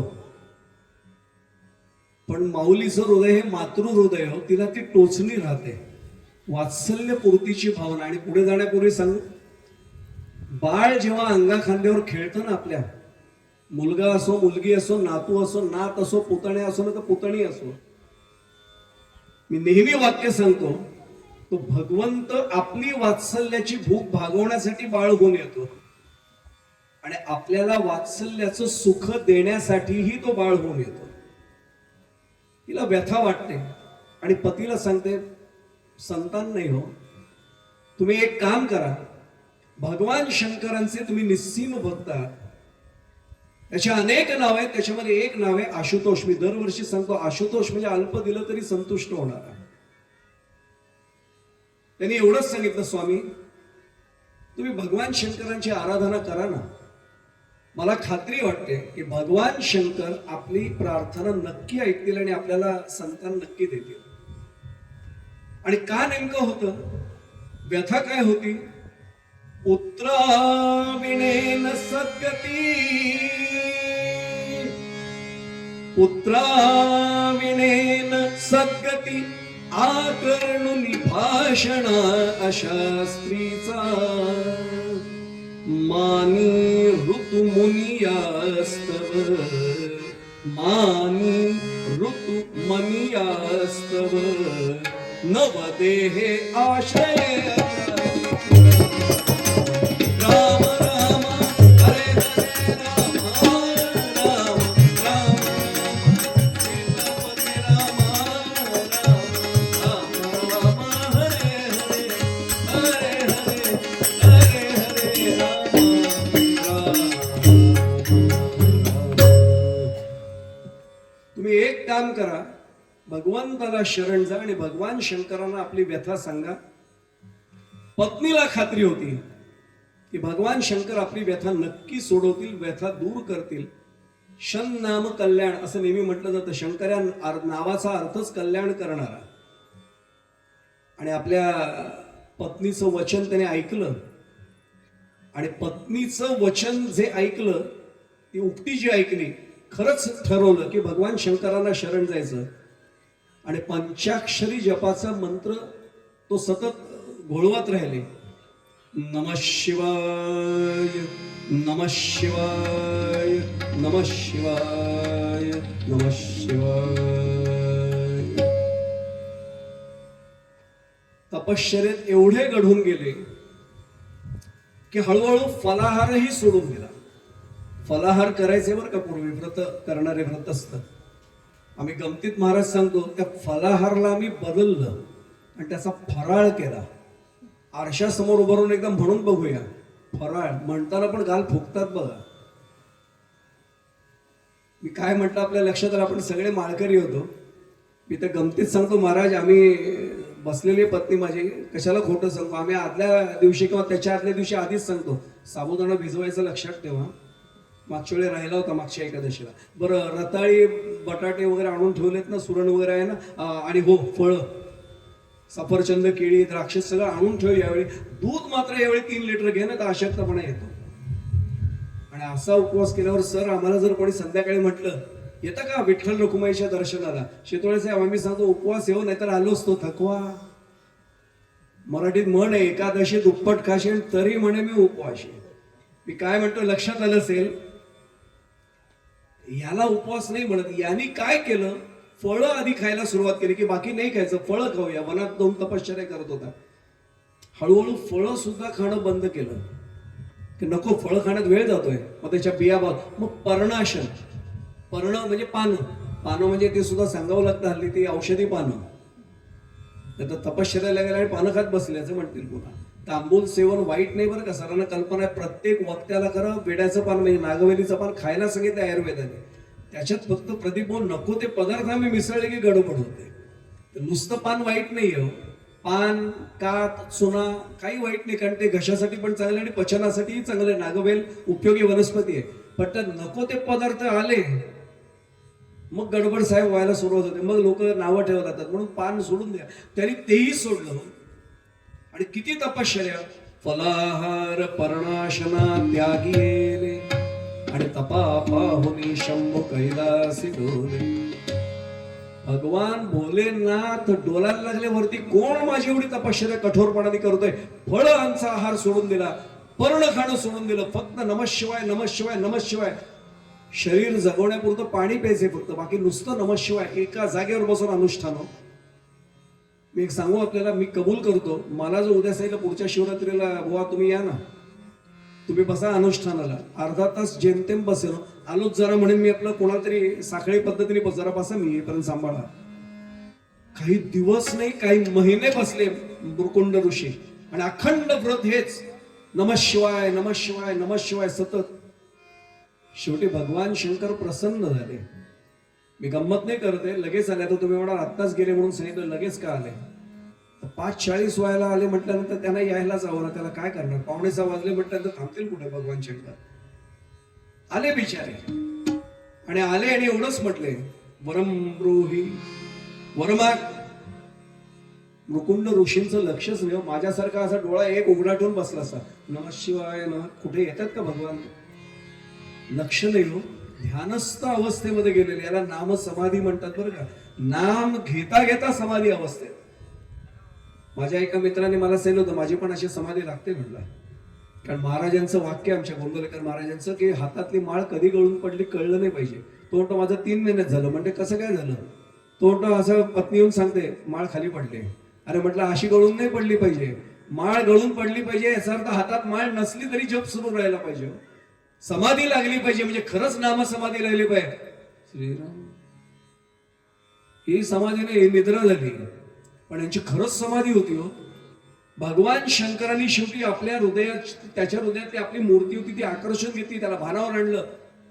अरे वत्सा तुझ्यासाठी आलोय, तू माझा जप करत होतास ना, आलोय मी. उघड डोळे, पटकन पाहिलं. कर्पूर गौरम करुणावतारम संसार सारम भुजगेंद्रहारम सदावस. हे सगळं रूप पाहिल्याबरोबर साष्टांग दंडवत उचललं एकदा त्याला हाताला धरून. लवकर काय ते माग म्हणले, 6 वाजायच्या नंतर देणार नाही म्हणले काही, कारण हरिपाठ करायचंय पुढे आपल्याला. असं ते नाही म्हणाले, हे आम्ही म्हणतोय. लवकर माग म्हणले. त्यांनी एवढं सांगितलं, भगवंता तुम्हाला चक्षुर्वय सत्यम सर्वच समजतं जगातलं. माझी प्रार्थना तुम्हाला माहिती, मी कशासाठी बसलोय, प्रयोजन माहितीये तुम्हाला. माझ्या पत्नीने माझ्याकडे इच्छा व्यक्त केली की आपल्याला संतान नाहीये, म्हणून तुमच्याकडे संतान मागण्यासाठी, म्हणून मी वर मागण्यासाठी बसलोय. दिला म्हणले, तथास्तु. पण 2 पर्याय म्हणले, एक निवड. इथे पंचायत होत्या, मी खरं सांगू तुम्हाला, तुम्ही टीव्ही, मिक्सर, वॉशिंग मशीन खरेदी करायला गेला असाल त्यांना अंदाज असेल. मी तर साडी खरेदी करायला आजपर्यंत कधी गेलोच नाही, कारण एवढे पर्याय येतात ना तिथे, कुठला निवडणार. आपला अनुभव मला माहित नाही, मी माझा अनुभव सांगतो, ज्याने तरी ज्याचा त्याचा सांगावा. पण टीव्ही, वॉशिंग मशीन वगैरे गेल्यानंतर ते ना, हा अमुक कंपनीचा, तो तमुक कंपनीचा, आणि प्रत्येक बाकी सोडून द्या, मोबाईल खरेदी करायला जा, एक फीचर याच्यात चांगलं असतं, दुसरं त्याच्यात चांगलं असतं, आणि आपणच समजत नाही ह्या घेऊ का तो घेऊ. आणि पुन्हा असं असतं बरं का, तुमचा अनुभव मला माहित नाही, आपण किती चांगल्यातला चांगला म्हणून निवडून आणला, 2 दिवसांनी तिसरा कोणतरी भेटतो, तुमच्यापेक्षा 15,000 बघा, हे मॉडेल चांगलं निघालंय हल्ली. डोक्याला हात लावायची वेळ होतं, उगाच घाई केली, यालाच घेऊन द्यायला पाहिजे होतं. गंमत सोडून द्या, त्यांनी 2 पर्याय दिले. मुलगा मिळेल, काळजी करू नकोस, पण माझ्याकडे 2 आहेत. एक 100 वर्ष किमान जगेल, शतायुषी, पण कुळाला काळीमा लावेल असा मुलगा आहे, पण 100 वर्ष जगेल. पराक्रम आहे, पण कुळाला शोभेल असा पराक्रम करणार नाही. ते म्हणले दुसरा फक्त 16 वर्ष जगेल, पण असा जगेल की तुम्हाला सर्वांना अभिमान वाटेल, आमच्या कुळात असा मुलगा जन्माला आला. आता हे गोंधळले. ते म्हटले थोडा अवधी देता का मला. ते भगवान शंकर म्हणून थांबले बरं का, दुसरे देव थांबलेत नसते. शंकर भगवंत खूपच भोलेनाथ येतो.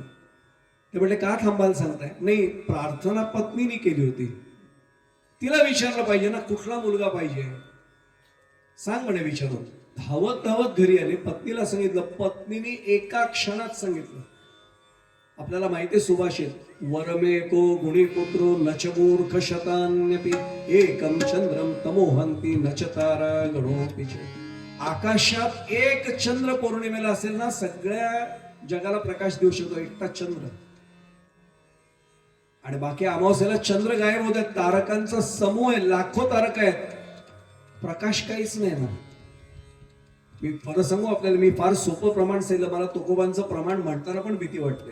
काय तुकोबांनी उपमा दिली, ज्यांना भरपूर मुलत नुसती झाले, कोणाशी तुलना केली एकदा गाथा काढून पहा, कोणकोणते श्वान सुकर कसे शब्द वापरत कळेल. पत्नीने लगेच सांगितलं एका क्षणात, काय करायचंय तो दीर्घायू मुलगा, कुळाला जर काळीमा लावणार असेल नको. भगवान शंकरांना ताबडतोब सांगा, जाऊन आत्ताच्या आता भेटा, आणि त्यांना सांगा अल्पायू असला तरी चालेल, पण कुळाची कीर्ती वाढवणारा पाहिजे, सुत आम्हाला पाहिजे, कुपुत नकोय, सुपूत हवाय. परत आले, भगवंताने लगेच सांगितलं तथास्तु. आणि तथास्तु म्हटल्यानंतर प्रत्यक्ष 9 दिवस 9 महिने 9 दिवस भरले. मराठी भाषेची गंमत आहे, आपण म्हणतो त्यांना दिवस गेले म्हणजे यांना चांगले दिवस आले. भाषेची गंमत ज्यांना कळते त्यांना कळत असेल. पत्नीला दिवस गेले म्हणजे यांच्या कुटुंबाला चांगले दिवस आले. आनंद झाला, आणि खात्री होती मुरकुंड ऋषींना, मुलगा येणार आहे तो कोणाच्या आशीर्वादाने येणार आहे. भगवान प्रत्यक्ष शंकरांनी दिलेला आशीर्वाद आहे, हा शंकरांचा आशीर्वाद आहे. त्यामुळे निश्चितपणाने याचा उपयोग खूप वेगळा होईल. 5 वर्ष पूर्ण होईपर्यंत थांबले, त्याला एक एक शिक्षण द्यायला सुरुवात केली. मी एक सांगू आपल्याला, कुटुंबाचा संस्कार होतोच.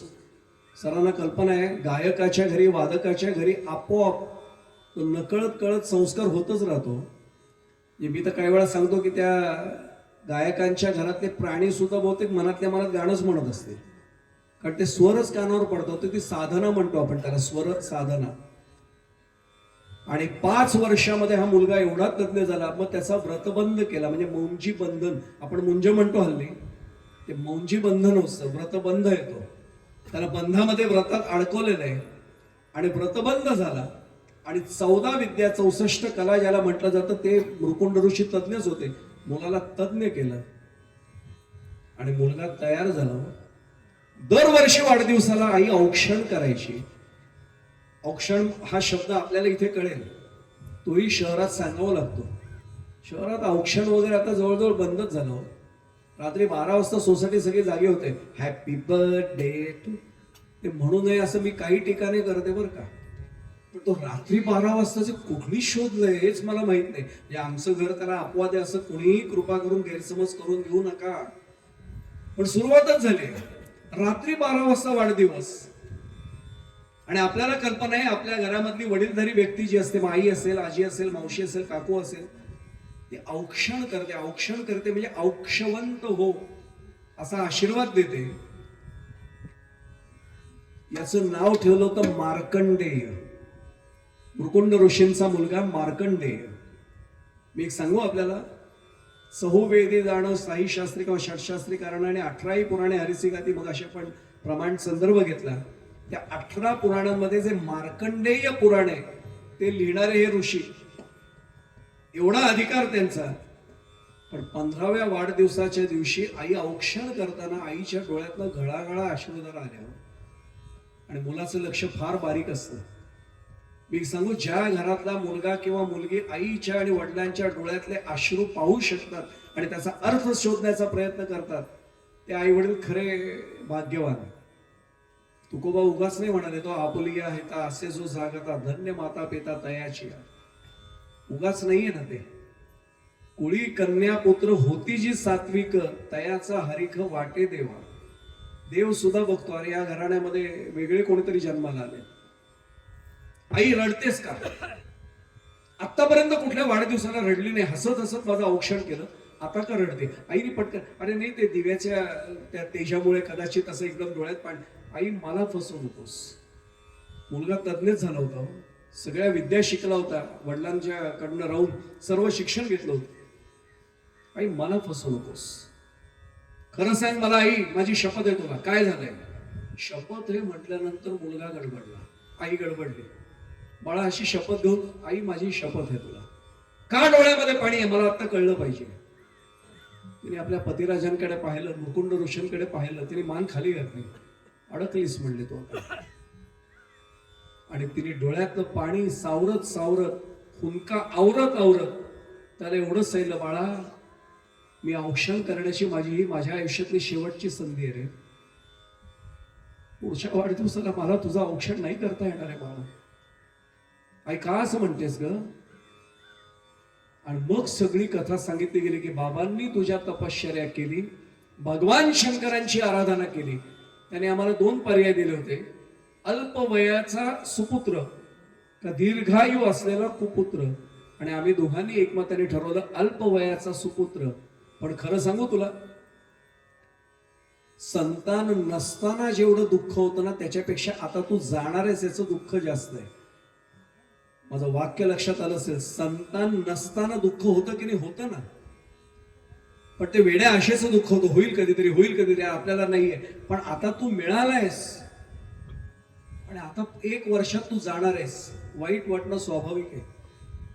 एखादी गोष्ट मिळालेली नसते ना तेव्हा आपण झुरतो, वेगळी गोष्ट आहे. पण आता ती गोष्ट जाणार आहे म्हटल्यानंतर भौतिक वस्तूचा आपल्याला शोक होतो. एक मुलगा, आणि तो सुद्धा एवढा सुपुत्र, एवढा विद्वान. हे कळतंय आई वडिलांना केवढा विद्वान आणि अधिकारी मुलगा आपल्याला भगवंतांनी दिलाय. आणि माहिती होतं की हा भगवान शंकरांचा आशीर्वाद घेऊन आलेला मुलगा आहे, त्यांच्या कृपाशीर्वादाने नवसाने झालेला मुलगा आहे. काय वाईट वाटलं असेल? आई सांगते त्याला, मुलगा पटकन लगेच सांगतो, कमाल करताय तुम्ही बाबा, तुम्ही तर ऋषी आहात, माझेही गुरु तुम्ही आहात, तुम्हाला उपाय नाही लक्षात आला, समस्येमध्येच आहे. प्रदीप भाऊ, मी पुढे जाण्यापूर्वी सांगू, कोणी जर कुलपाच्या संबंधात गोदरेज वगैरे, लॅश वगैरे बनवणार आहेत ना, त्यांना विचारा, आधी कुलूप तयार होतं का आधी किल्ली? आधी किल्ली तयार होते, त्याच्या लिव्हर प्रमाणे कुलूप तयार होते. माहिती म्हणून विचारा, माझे विद्यार्थी आहेत गोदरेज कंपनीत म्हणून सांगतो. लॅच बनवताना आधी किल्ली तयार होते आणि त्याच्या त्या लिव्हर प्रमाणे कुलपात ती लिव्हर्स ऍडजस्ट केली जातात. म्हणजे आधी किल्ली तयार असते. पण आम्हाला ती किल्ली सापडलेली की आम्ही समस्येच भांडवल करून बसतो. समस्या आहे, समस्या आहे. इंग्लिशमध्ये आम्ही लगेच कोटेशन देतो, whenever there is a problem there is a solution. अरे हे आमच्याकडे मराठीतच आहे. समस्येच्या आधी त्याचं निराकरण झालेलंच असतं, फक्त आपल्याला ते कळत नाही म्हणून दुःख आहे. आणि हा एवढंच सांगतो, बाबा याचं दुःख आहे? हो म्हणले. स्वीकारुनी शिवदीक्षा, स्वीकारुनी शिवदीक्षा, पंचाक्षर मंत्र अंतरी जपतो. बाबा तुमच्याचकडनं मी शिवदीक्षा आता स्वीकारणार आहे, मला शिवदीक्षा द्या. एक सांगू, आता सुद्धा मी नमशिवाय जप सुरू केलं तर माझं फुकट नाही जाणार आहे. पण मला अनुग्रह कोणाकडनं मिळालेला असेल त्याचा अधिकस्य अधिकम फलम असतं. म्हणून तुमच्याकडनं मला दीक्षा द्यावी. स्वीकारुनी शिव दीक्षा पंचाक्षर मंत्र अंतरी जपतो रुद्राक्ष भस्म धारण रुद्राक्ष भस्म धारण करुनिया काळ वंचना जपतो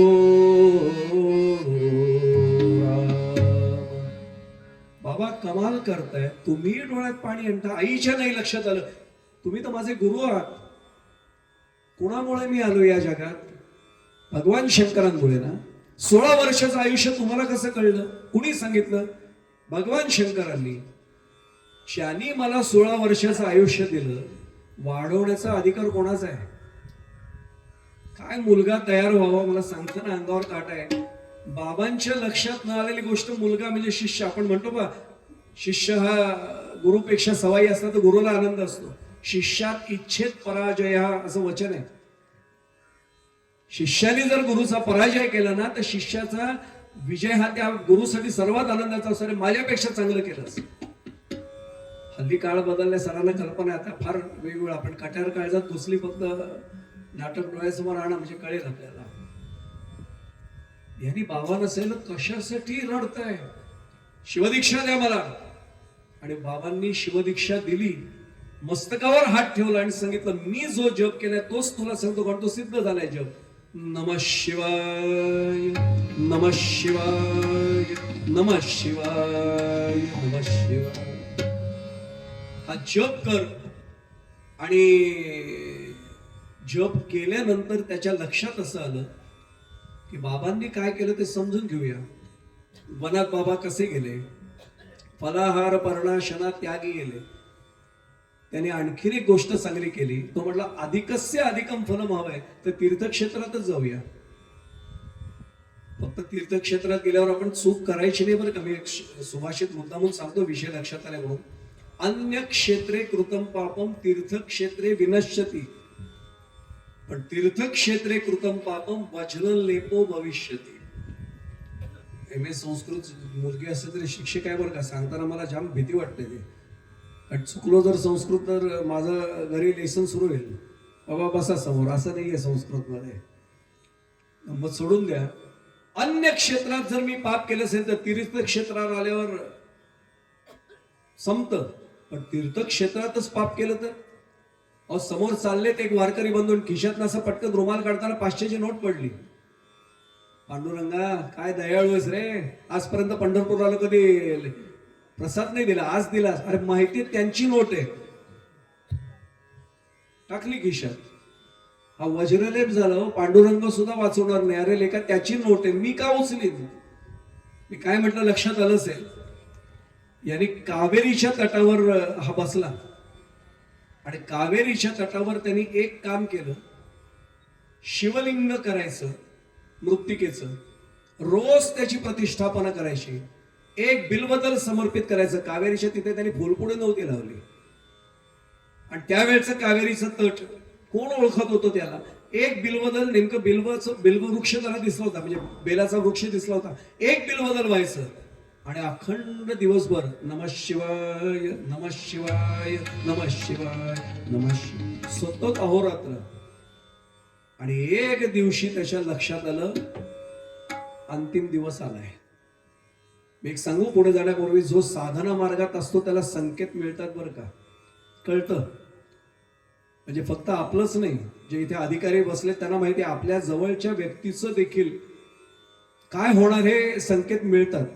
काही खरं नाहीये. आणि मनाची तयारी आपोआप सद्गुरू करून घेतात.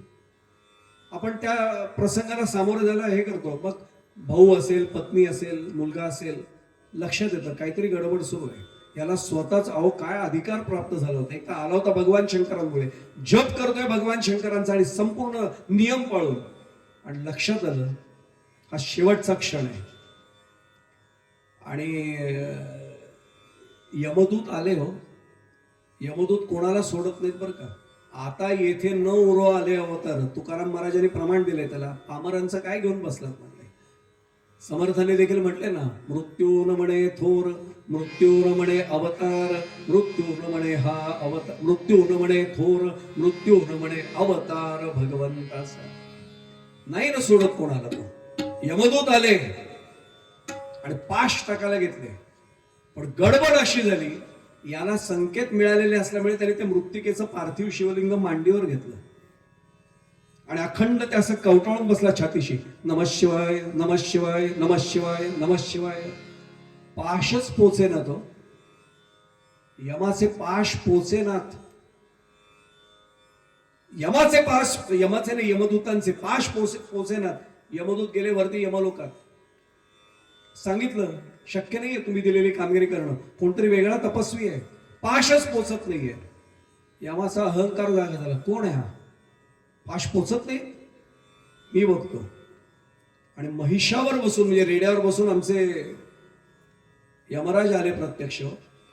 यमराज आले आणि त्यांनी पाश टाकला. भगवंतानी अशी योजना केली, याच्या गळ्यात पाश पडू दिला, पण त्या पाशाचा स्पर्श मांडीवरच्या शिवलिंगाला ओझरता झाला आणि भगवान महादेव प्रकट झाले. हो, हल्लीच्या भाषेत सांगू, बॉसचे बॉस आहेत ते. यमाचे बॉस कोण? लयाची देवता आमचे महादेव आहेत. म्हणून मृत्युंजय महामंत्र आपल्या सर्वांना माहिती आहे, तो म्हटल्यानंतर यमाचंही काही चालत नाही तिथे. यांनी करुणा भाकायला सुरुवात केली आणि एवढं सांगितलं भगवान शंकरांना, तुमच्याशिवाय मला आता कोणी तारत नाही. आणि परिणाम काय झाला? मध्यम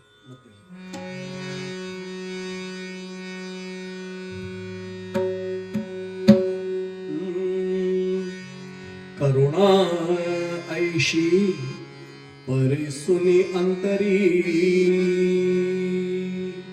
करुणा ऐशी परिसुनी अंतरी, करुणा ऐशी भोलानाथ निवाला, ओ भोलानाथ निवाला, लिंगापासून भव्य विकट, लिंगापासून भव्य विकट, सायुध प्रकट ही झाला. सायुध आयुधासह प्रकट झाला, लिंगात नाही राहिला आता तो. कर्णूक सर आहे तिथे, खूप अधिकारी आहेत, कलाकार, आमचे कराडकरी चाल याला म्हणतात.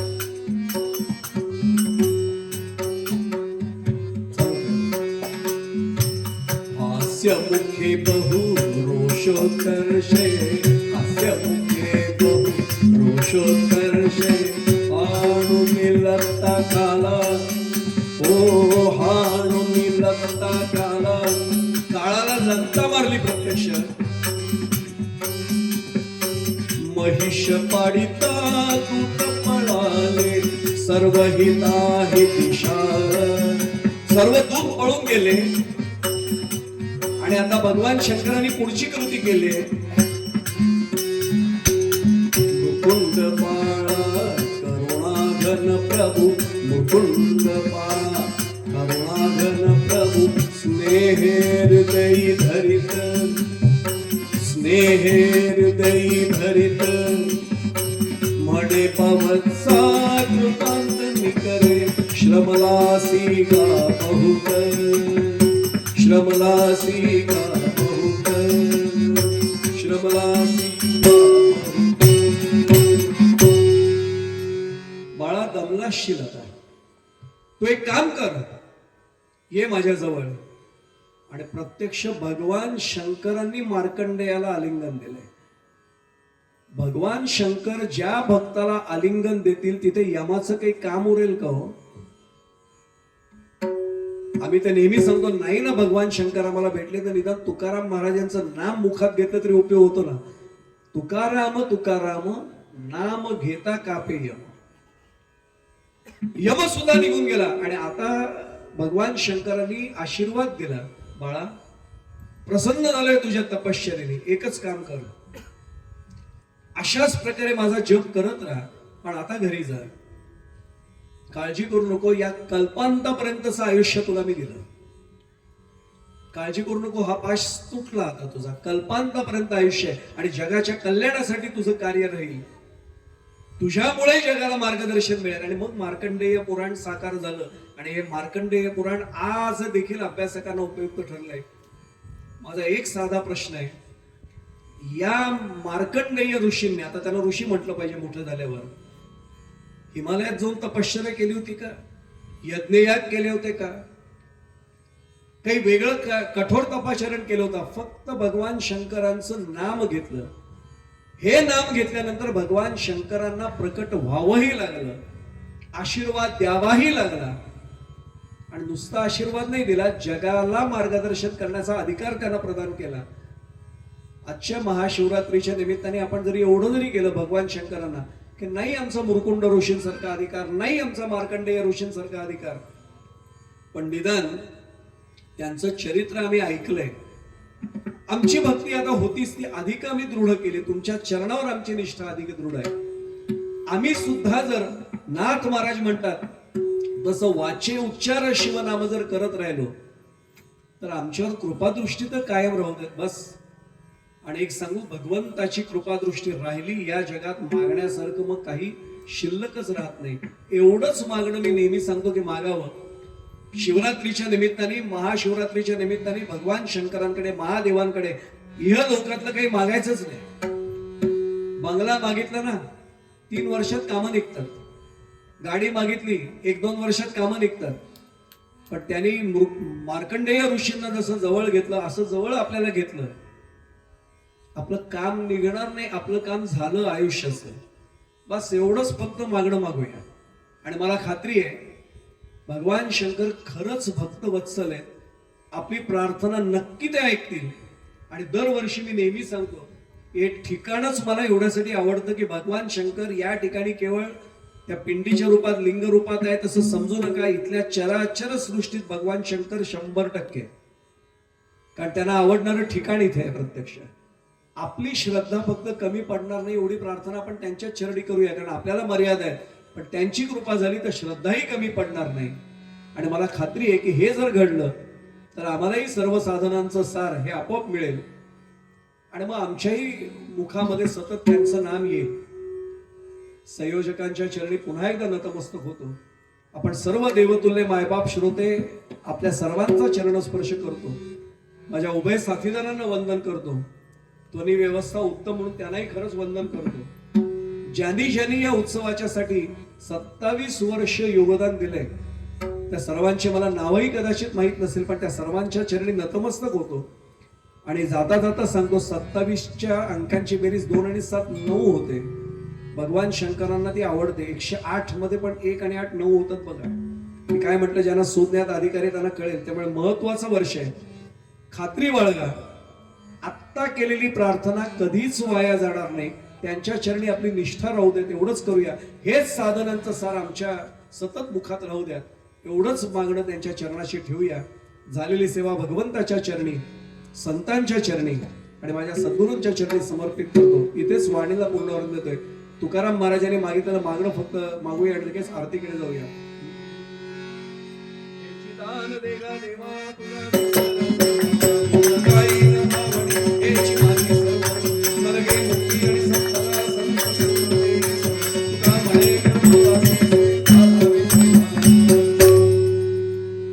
नमः पार्वती पते हर हर महादेव. जय जय रघुवीर. ओम तत्सत ब्रह्मार्पणमस्तु. श्रीराम श्रीराम.